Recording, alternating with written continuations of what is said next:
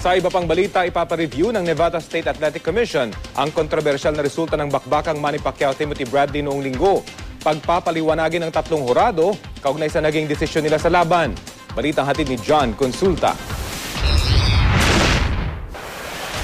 Usap-usapan pa rin kahit sa Amerika ang kontrobersyal na resulta sa natapos na laban ni Manny Pacquiao at Timothy Bradley.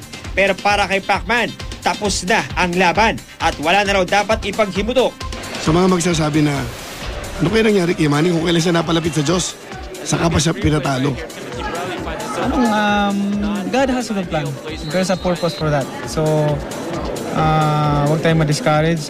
Huwag tayong may magandang plano pa ang Panginoon para dyan. For I know the plans that I have for you, declares the Lord. Plans to prosper you and not to harm you. Plans to give you hope in a future. And new WBO welterweight. Pero tanggap man niya ang resulta ng kanilang laban. Marami ang tila dinibdib ang kanyang pagkatalo. Gaya ng Amerikanong pambato sa boxing sa 2012 London Olympics. I'm overwhelmed. I'm shocked. I had Pacquiao win that hands down. I wanted Bradley to win it when the fight first started, but I didn't want him to win that way. So, Pacquiao won that hands down. Nabawi man ang corona kay Pacman, pero hindi ang pagtingin ng marami. Gaya ni Joel Diaz, ang trainer ni Timothy Bradley. Fighting a Manny Pacquiao, man, it's a privilege. It's a privilege, and for us, it's a gift from God. And Manny Pacquiao, I'm a big fan of Manny Pacquiao, and like every warrior, he deserves a rematch. Nagdeklara na ang Nevada State Athletic Commission na ipapareview ang kontrobersyal na laban. Ang tatlong hurado, pagpapaliwanagin. Nauna nang sinabi ng Sports Commission na kumpiyansa ito sa desisyon ng mga judge sa laban. Kaya inakyat na ni Bob Arum, Chairman and CEO ng Top Rank, ang kanyang hiling na paimbestigahan ang laban sa Nevada State Attorney General's Office ayon sa ulat ng British website na Telegraph.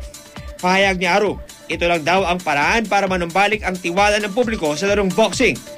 Pero ayon kay Rafe Bartholomew, writer ng kilalang sports website na Grantland.com, malabong may patutunguhan ang anumang uri ng protesta.